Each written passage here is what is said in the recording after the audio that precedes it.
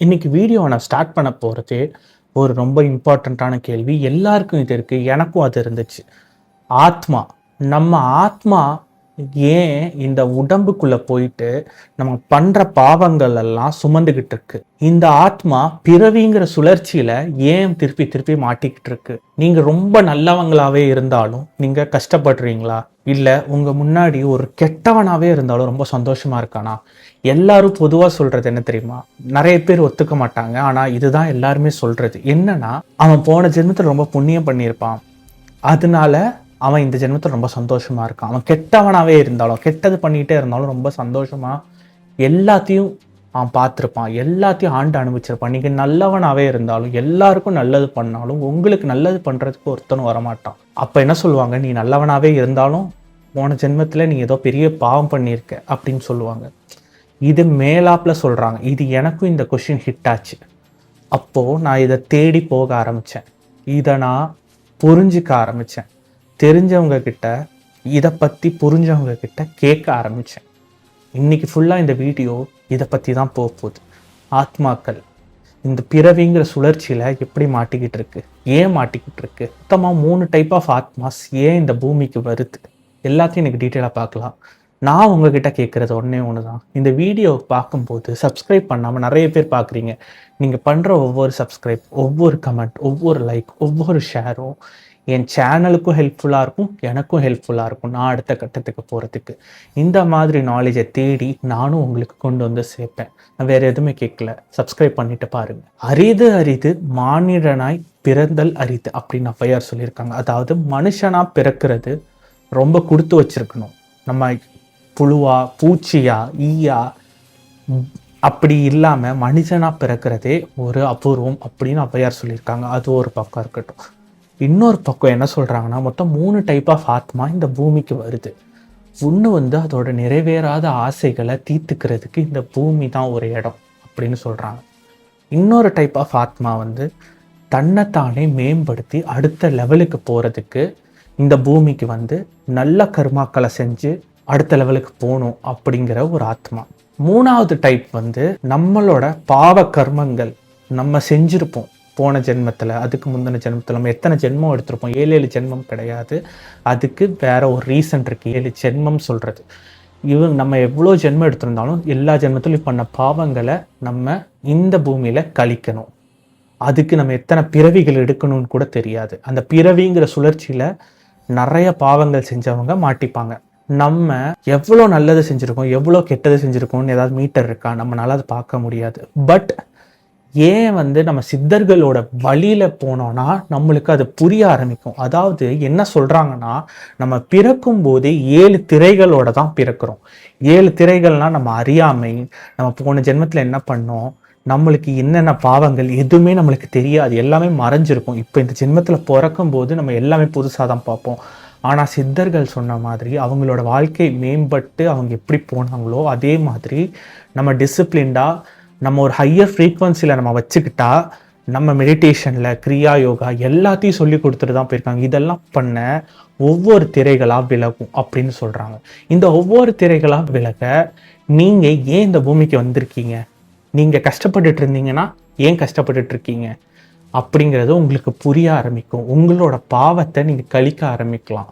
So இங்கே தான் சித்தர்கள் ரொம்ப முக்கியமாக ப்ளே பண்ணுறாங்க. ஏன்னா சிவனே அகத்தியர்கிட்ட சொல்லியிருக்காரு, நீ பூமியில் போய் மானிடர்களுக்கு எல்லா நல்லதும் சொல்லி கொடு அப்படின்னு. ஆனால் அகத்தியர் இதை ரெசிஸ்ட் பண்ணியிருக்காரு, அதாவது போக மாட்டேன்னு சொல்லியிருக்காரு. ஏன் தெரியுமா? மாயையை பார்த்து அவரே பயந்துருக்காரு. இந்த பூமியில் மாயை தான் இருக்குது. மாயை எப்படி இருக்குன்னா, நம்ம சிவன் மேலேயோ, இயேசு மேலேயோ, அல்லா மேலேயோ, இல்லை நம்மளுக்கு பிடிச்ச எந்த கடவுளாக இருந்தாலும் அவங்க மேலே வச்சிருக்க பக்தியை மறக்கடிக்கிற அளவுக்கு நம்மக்கிட்ட மாயை இந்த உலகத்தை சுற்றி இருக்கு. ஒரு எக்ஸாம்பிள் சொல்ல போனோம்னா, ரொம்ப பெரிய ஆள் எல்லாத்தையும் பார்த்து முடிச்சிட்டாரு. ஆனால் அவங்களுக்கு கூட எல்லா பணம், பதவி, புகழ், அந்தஸ்து எல்லாமே இருக்கு. அவங்களுக்கு கூட அடுத்து என்ன ஆகும், அடுத்து ஒன்று வேணும் அப்படிங்கிற ஒரு மாயை இருக்கும். அது இல்லாமல் எதுவுமே இல்லாமல் அட்டி மட்டத்தில் இருப்பான்ல, எல்லாமே போச்சு, எல்லாமே எனக்கு இல்லை, நான் படாத கஷ்டம் இல்லை, ரொம்ப கஷ்டப்பட்டேன் அப்படின்னு அவன் வேற மாதிரி ஒரு முடிவெடுக்கும் போது அங்கேயும் ஒரு மாயை இருக்கு. ஸோ இந்த மாயையை தாண்டி யோசிக்கணும். ஏன்னா ரஜினி கூட ஒரு இன்டர்வியூல சொல்லியிருப்பாரு, நீங்க ஆசைப்பட்டது கிடைச்சதுக்கு அப்புறம் அதோட எக்ஸைட்மெண்ட் உங்களுக்கு எவ்வளவு நாள் இருக்கும்? கொஞ்ச நாள் தான் இருக்கும். இதெல்லாம் தான் மாயை. ஸோ நீங்கள் கஷ்டப்படுறதும் மாயை, நீங்கள் சந்தோஷமாக இருக்கிறதும் மாயை. இதை தாண்டி பார்க்க சொன்னவங்க தான் சித்தர்கள். ஸோ இந்த 3 டைப் ஆஃப் ஆத்மா சொன்ன 4வது டைப் ஆஃப் ஆத்மா இருக்காங்க. அவங்க நம்மளை இந்த பூமியில் வழி நடத்துறதுக்காகவே வந்தவங்க. மகாவதார் பாபாஜி மாதிரி, இயேசுநாதர் மாதிரி, நபிகள் மாதிரி, சித்தர்கள் மாதிரி நம்மளை வழி நடத்துறதுக்காகவே அந்த ஆத்மாக்கள் வந்திருக்காங்க. அவங்கெல்லாம் கான்சியஸ்னஸோட வந்திருப்பாங்க. அவங்க என்னதான் கான்சியஸ்னஸோட வந்திருந்தாலும் இந்த பூமியில ஒரு ப்ளூ பிரிண்ட் இருக்கு. 7 திரைகள் போட்டு மூடி இருப்பாங்க. மகாவதார் பாபாஜி முருகரோட ஒரு அவதாரம் தான். அவங்களே அந்த மகாவதார் பாபாஜி அவரோட 12-13 வயசு வரைக்கும் கஷ்டப்பட்டார். அவங்க அம்மாவே அவரை கொடுமைப்படுத்தினாங்க, அவர் அடிமையா வாழ்ந்தாரு. ஏன்? அவங்களுக்கும் பேக் ஸ்டோரி இருக்கு. முருகருக்கு ஒரு பேக் ஸ்டோரி இருக்கு. அவரு ஏதோ ஒரு இடத்துல ஒரு சாபம் வாங்கியிருக்காரு, ஏதோ ஒரு கர்மாவை கழிக்கிறதுக்கு இந்த பூமிக்கு வந்திருக்காரு. அது மட்டும் இல்லாம அந்த மகாவதார் பாபாஜி நான் சொன்ன மாதிரி 4வது டைப் ஆஃப் ஆத்மா, நம்மளை அந்த கர்மால இருந்து வழி நடத்தி வெளியே கொண்டு போகணும் அப்படிங்கிறது அவங்களோட எண்ணம். நம்மளை ஹையர் ஃப்ரீக்வன்சிலிருந்து ஆத்மாக்கள் கைட் பண்ணி, ஸ்பிரிச்சுவல் கைட்ஸ்ன்னு சொல்லுவாங்க. இப்போ வந்து ஏஞ்சல்ஸ்ன்னு சொல்றாங்க. நீங்க அது எப்படி வேணா எடுத்துக்கலாம். பட் ஒரு யூனிவர்ஸில் நம்மளுக்குன்னு ஒரு கைட்ஸ் இருக்காங்க. சீரியஸாக அதை நம்ம புரிஞ்சுக்கணும். அவங்க கிட்ட நம்ம எப்படி கனெக்ட் ஆக முடியும்னா, நம்மளோட ஃப்ரீக்குவன்சியை ஹையாகவே வச்சுக்கணும். அதாவது ரொம்ப சிம்பிள், இதுக்கு ரொம்ப கஷ்டமெல்லாம் பட தேவையில்லை. ஏன் வந்து பெரியவங்க, ஒரு சித்தர்கள் யாராக இருக்கட்டும் மெடிடேஷன் பண்ண சொல்கிறாங்க, மனசை அமைதிப்படுத்த சொல்கிறாங்க. மனசை அமைதிப்படுத்தும் போது என்ன ஆகும்னா, உங்கள் மைண்டு, உங்கள் ஹார்ட் பிளாங்க் ஆகும். அப்புறம் நல்லதே கேட்க சொல்கிறாங்க. பிளாங்க் ஆகும்போது அதை ஃபீல் பண்ணுறது நல்லதாக ஃபீல் பண்ணணும். ஸோ இந்த 2த்தையும் நீங்கள் பண்ணும்போது உங்களோட ஃப்ரீக்வன்சி ஹையாக இருக்கும், அவங்களோட ஃப்ரீக்வன்சி ரொம்ப ஹையாக இருக்கும். 2 மேட்ச் ஆகும்போது அவங்களோட கைடன்ஸ் உங்களுக்கு கிடைக்கும். ஆகாஷிக் ரெக்கார்டை பற்றி பேசலாம், நிறையா இருக்குது. எப்படி வேணால் உங்களுக்கு கைடன்ஸ் கிடைக்கலாம். அது ஒரு சிக்னலாக இருக்கலாம், ஒரு ரிப்பீட்டட் நம்பர்ஸ், ஏஞ்சல் நம்பர்ஸ்ன்னு சொல்கிறாங்கல்ல, அதெல்லாம் சும்மா பொய்யெல்லாம் இல்லை. ரிப்பீட்டட் நம்பர்ஸ் நீங்கள் பார்த்துக்கிட்டே இருந்தீங்கன்னா ஒவ்வொன்றுக்கும் ஒரு சிம்பாலிக் மீனிங் இருக்குது. உங்களுக்கு தூக்கத்தில் கனவுல வரலாம், இல்லை உங்களுக்கு யாரோ உங்கள் இன்னர் வாய்ஸ் சொல்லுவாங்க, அது கேட்கலாம். ஸோ இதெல்லாம் வந்து பண்ணும்போது உங்கள் ஆத்மா கிளென்ஸ் ஆகும். எப்படி நம்ம இந்த பிறவி சுழற்சியிலிருந்து, அதாவது நம்ம மீண்டும் பிறந்து நீங்கள் சந்தோஷம், பெரிய பணக்காரனா, புகழ் எல்லாமே இருந்தாலும் மாயை தான், எதுவுமே இல்லைனாலும் மாயை தான். இதிலிருந்து கட்டாயி நம்ம அந்த பிறவி சுழற்சியிலிருந்து விடுபட்டு நம்ம ஹையர் லெவலுக்கு போகணும் அப்படிங்கிறது தான் இந்த ஆத்மாக்கு ஒரே ஆசை. அதுக்கு தான் மீண்டும் இந்த பூமியில் பிறந்துக்கிட்டே இருக்கு. நான் சொன்ன மாதிரி இந்த 7 திரைகளோட மனித ஆத்மாக்கள் பிறக்குது. அந்த 7 திரைகள் என்னென்னா, ஆத்மாக்குன்னு சில சக்திகள் இருக்கு. என்னன்னா, அதனால பாஸ்ட், ப்ரெசன்ட், ஃபியூச்சர் எல்லாத்தையும் பார்க்க முடியும். தன்னோட முன் எத்தனை ஜென்மங்கள் எடுத்தோம் அப்படிங்கிறது, அதில் என்னென்னலாம் நம்ம பண்ணியிருக்கோம், என்னென்னலாம் நம்ம பண்ணால் நம்மளுக்கு சரியாகும், எல்லாம் இந்த மாதிரி சக்திகள்லாம் 7 திரைகளாக இருக்கும். இது எதுவுமே நம்மளுக்கு ஞாபகம் இருக்காமல் நம்ம பிறக்கிறது தான். இந்த 7 திரைகளோட நம்ம பிறக்கிறோம் இந்த இடத்துல பூமியில். அதனால அந்த 7 திரைகளை ஒன்றொன்னா விளக்குறதுக்கு தான் நம்ம மெடிடேஷன், கிரியா, யோகா, ஹையர் ஃப்ரீக்வன்சியோட நம்ம மேட்ச் பண்ணுறது, நல்லதே பேசணும், நல்லதே செய்யணும், நல்லதே கேட்கணும், எல்லாமே இருக்குது. ஸோ அந்த நான் சொன்ன மாதிரி ஔவையார் சொன்னாங்கல்ல, அரிது அரிது மானிடனாய் பிறத்தல் அரிது. இவ்வளோ மாயை இருக்குது, இவ்வளோ இருந்தும் மனுஷனாக பிறக்கிறது அரிதுன்னு ஏன் சொல்கிறாங்க, ஏன் ஔவையார் சொல்லிட்டு போனாங்கன்னு கொஞ்சம் யோசிச்சு பார்த்தீங்கன்னா உங்களுக்கு தெரியும். திருமூலர் கூட சொல்லியிருக்காரு, அதாவது ரொம்ப பாவத்திலே ரொம்ப பாவம் பண்ணவங்க, ரொம்ப அதிகபட்ச பாவம் பண்ணவங்க மனிதனோட மலத்தில் ஊறும் புழுவா கூட பிறப்பான்.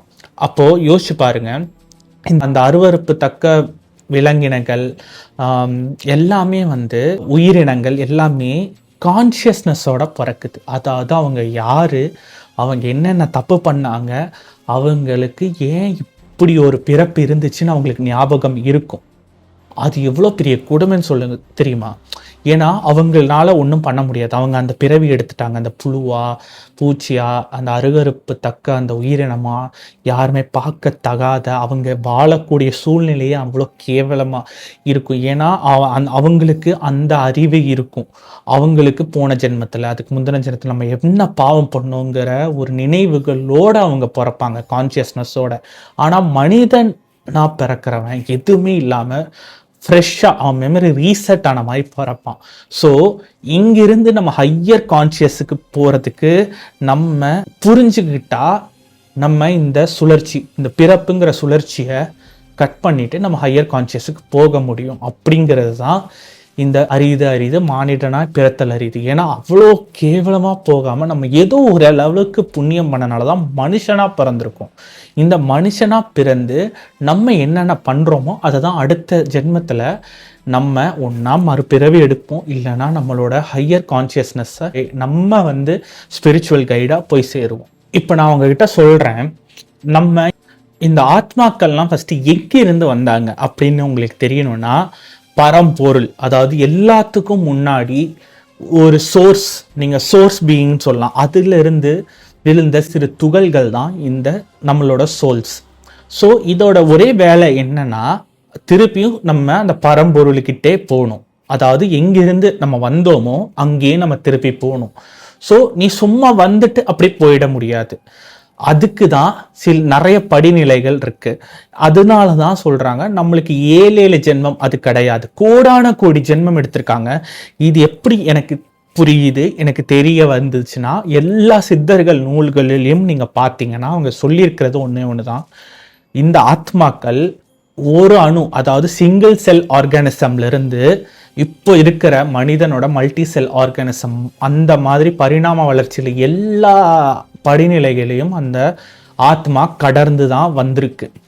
இந்த மனிதன் அப்படிங்கிற ஒரு பிறப்பு எடுக்கிறது ரொம்ப ரேர், ரொம்ப.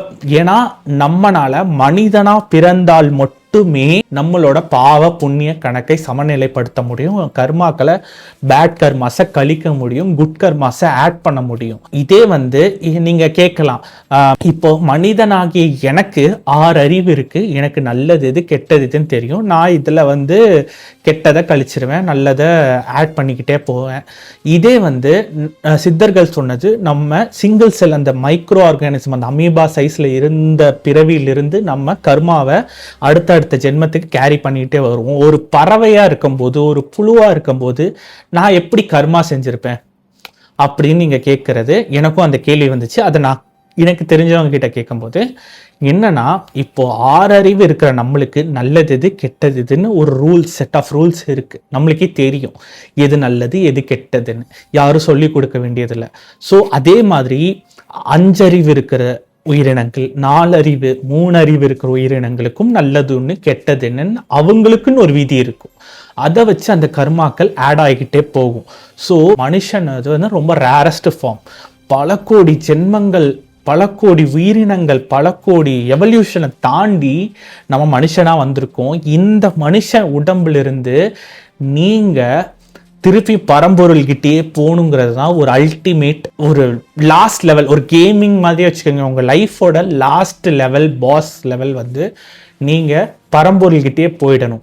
அதுதான் உங்களோட அல்டிமேட் எய்ம். அதுக்கு நம்ம இங்கே கஷ்டப்படுறது எல்லாமே நம்மளோட ஆத்மாவை கிளென்ஸ் பண்ணிட்டு தான் போவோம். ஏன்னா பரம்பொருள் ரொம்ப பியூரஸ்ட் ஃபார்ம் ஆஃப் எனர்ஜி. அங்கிருந்து விழுந்த துகள்கள் நம்ம தான் ரொம்ப பியூரஸ்ட் ஃபார்மாக இருக்கணும். ஸோ அங்கே பியூரஸ்ட் ஃபார்மாக போகணும்னா நம்மளோட சோல் பியூராக இருக்கணும், பியூர் ஆக்கணும். அதுக்கு தான் இந்த மனித உடலை நம்ம யூஸ் பண்ணிக்கிறோம். இந்த ஆத்மா மனித உடலை யூஸ் பண்ணிக்குது. இப்போ நம்ம புண்ணியத்தை மட்டும் செஞ்சுட்டே, இப்போ நம்ம மற்றவங்களுக்கு உதவி செய்கிறோம், சாப்பாடு போடுறோம், அவங்களுக்கு நம்ம துணி வாங்கி கொடுக்குறோம், அவங்க படிக்கிறதுக்கு நம்ம உதவி செய்கிறோம், எல்லாமே நல்ல குட் கர்மாஸ் நம்ம ஆட் ஆகிட்டே போகும். ஆனால் இதில் ஒரு விஷயம் ஒன்று இருக்குது. என்னன்னா, இந்த குட் கர்மாஸ் நம்ம சேர்க்க எனக்கு சொன்னவங்க என்ன சொன்னாங்கன்னா, இந்த குட் கர்மாஸை கழிக்கிறதுக்கும் நம்ம ஒரு பிறவி எடுக்கணும் அப்படின்னு சொல்றாங்க. அதாவது சித்தர்களோட ஒரே ஒரு வழி இந்த பிறவியிலிருந்து நம்ம ஹையர் பீயிங்ஸ் அந்த சூப்பர் பீயிங் இல்லை அந்த பரம்பொருளுக்கு போய் சேர்றது வந்து நிஷ்காமிய கர்மா. அதாவது என்னன்னா, நீங்க உதவி செய்யறது எப்படி நீங்க செய்யணும்னா, எந்த பலனையும் எதிர்பார்க்காம உதவி செய்யணும். இன்னொன்னு, அதாவது இறைவன் இல்ல ஹையர் பீயிங் இல்ல யூனிவர்ஸ் உங்களுக்கு எப்படி தோணுதோ அப்படி சொல்லிட்டு அந்த யூனிவர்ஸ் வந்து உங்களை கைட் பண்றாங்க இவங்களுக்கு உதவி செய்யறதுக்கு அப்படின்னு நீங்க நினைச்சுக்கணும். நீங்க எனக்கு வந்து புண்ணியம் சேரணும் அப்படின்னு நினைச்சுக்கிட்டு ஒரு செல்ஃபிஷ்னஸ் ரீசனோட உதவி செய்யக்கூடாது. ஏன்னா அது குட் கர்மா தான், உங்களுக்கு குட் கர்மா ஆட் ஆகிட்டே போகும். பட் ஆனால் அது நெல்லாகாது, உங்களோட சமநிலைக்கு வராது. ஏன்னா அது குட் கர்மா ஆட் ஆகிட்டே போகும். அதே மாதிரி நீங்க தெரிஞ்சு செய்யற தப்புக்கும் தெரியாத செய்யற தப்புக்கும் உங்களுக்கு பேட் கர்மா ஆட் ஆகும். தெரியாம செஞ்சுட்டேன் அப்படின்னு சொன்னாலும், ஏன்னா அது ஒரு லா, அந்த லா வந்து மாறாது. பட் தெரியாம செய்யற கர்மாக்கு, தெரியாம செய்யற கெட்டதுக்கு உங்களுக்கு ஒரு ஹெல்ப், நீங்க நல்லது செஞ்சிருப்பீங்களா அதுல இருந்து ஒரு ஹெல்ப் உங்களுக்கு என்னைக்காவது ஒரு இடத்துல உங்களை தூக்கி விடும். ஸோ நீங்க பரம்பொருள் அடையிறதுக்கு இல்ல உங்களுக்கு எப்படி நீங்க இறைவன் நம்பிக்கை இல்லாம இருக்கலாம், நீங்க ஒரு ஹையர் கான்சியஸ்னஸ்க்கு போகணும், இல்ல அடுத்து என்னன்னு உங்க வாழ்க்கையில ஒரு தேடல் இருந்துகிட்டே இருக்குன்னா, நான் சொல்றதை நீங்க இந்த வீடியோல ஃபுல்லா அதை தான் நான் சொல்லியிருக்கேன். மனுஷனா பிறந்தது ரொம்ப ரேர், ரொம்ப கொடுத்து வச்சிருக்கணும். தென் நம்ம குட் கர்மாஸ் செய்யணும். Good karmas without selfish reasons செய்யணும். இப்படி செஞ்சா நம்ம செஞ்சு பார்க்கலாம், இதுல தப்பே இல்லையா. நான் இப்ப சொன்னதுல எதுலையுமே வந்து உங்களுக்கு ரிலீஜனை பத்தியோ இல்ல எதுவும் என்னோட ஐடியாலஜியோ புகுத்துறதோ எதுவுமே இல்லை. எல்லாமே நான் நல்லதா தான் சொல்லியிருக்கேன். நல்லது செய்யுங்க, நல்லது கேளுங்க, நல்லது பண்ணுங்க. ஆனா செல்ஃபிஷ்னஸ் ரீசன் இல்லாம பண்ணுங்க. உங்களுக்கு தெரியும் உங்க ஆத்மா கிளென்ஸ் ஆகும். ஸோ இதுதான் நான் வந்து கேட்டு தெரிஞ்சுக்கிட்டது, நான் உங்களுக்கு சொல்றேன். இன்னொன்று வந்து தானத்துல ரொம்ப சிறந்த தானம் அன்னதானம். அதே மாதிரி நிறைய தானம் கொடுக்கலாம். ஆனா நம்மளுக்கு தெரிஞ்ச ஒன்றை, ஞான தானம், நம்மளுக்கு தெரிஞ்ச ஒன்றை நம்மளுக்குள்ளேயே வச்சிருக்க கூடாது. ஒரு நல்ல விஷயம் இது தெரிஞ்சா இது என்னோட செல்ஃபிஷ்னஸ் ரீசன் கிடையாது, இதை நான் உங்களுக்கு சொல்லாம கூட இருக்கலாம். ஆனா நான் உங்களுக்கு இந்த ஞானத்தை, அதாவது எனக்கு தெரிஞ்ச ஒரு விஷயத்த உங்களுக்கு நான் சொல்லணும் அப்படின்னு தான் இந்த வீடியோவே நான் இன்னைக்கு செஞ்சேன். ஏன்னா இந்த விஷயத்த நான் மட்டும் தெரிஞ்சு நான் மட்டும் வச்சுக்க கூடாது. ஏன்னா universe or any spiritual guide என்ன இந்த விஷயத்த சொல்றதுக்கு கைட் பண்றாங்க நான் நினைச்சிட்டு தான் இந்த வீடியோவை உங்களுக்கு. இது எத்தனை பேர் பார்ப்பாங்கன்னு எனக்கு தெரியல. இந்த வியூஸ் நிறைய போகுமா கம்மியா போகுமா, நிறைய பேர் ஆர்கியூமெண்ட்டுக்கு வருவாங்க, நிறைய பேர் சொல்லுவாங்க, நிறைய பேருக்கு இந்த வீடியோ பிடிக்காம இருக்கலாம். பட் என்னோட கடமை, நான் வந்து இந்த வீடியோவை உங்களுக்கு சொல்லணும்னு சொல்லிட்டேன். இது ஒரு 100 பேர் பார்த்தா கூட எனக்கு ரொம்ப சந்தோஷம் தான். அந்த 100 பேர்ல இருந்து ஒருத்தவங்களுக்கு இந்த விஷயம் புரிஞ்சுதுன்னா அவங்களோட லைஃப்பை மாற்றிக்கிறதுக்கு ஒரு பெரிய வாய்ப்பு கிடைக்கும். ஏன் சொல்கிறேன்னா, ஒருத்தவங்களோட லைஃப் மாறினா அது ஒரு ரிப்பிள் எஃபெக்ட் மாதிரி. கல்லை தூக்கி நீங்கள் தண்ணியில் போட்டிங்கன்னா அந்த வளையம் ரிப்பிள் எஃபெக்ட் பெருசாகிக்கிட்டே போகும்ல, அதே மாதிரி நீங்கள் ஒரு நல்லதை வெளியே தூக்கி போட்டிங்கன்னா உங்களுக்கு திருப்பி நல்லதாகவே கிடைக்கும். இது ஒருத்தருக்கு நடந்தால் கூட அவங்கள சுற்றி இருக்கிற இன்னொரு 50 பேருக்கு இன்னொரு நல்லது நடக்கும். 100 பேர் நல்லது நினச்சா யோசிச்சு பாருங்கள். இதுதான் ஒரு கம்யூனிட்டி பில்ட் ஆகுது. இந்த கம்யூனிட்டியை நம்ம அடுத்த லெவலுக்கு கொண்டு போகணும். நம்மளே கிளீன்ஸ் பண்ணிக்கணும், நல்லவங்களா வாழுவோம். அடுத்த ஒரு இன்ட்ரெஸ்டிங்கான வீடியோவில் பார்க்குற வரைக்கும் நன்றி, வணக்கம்.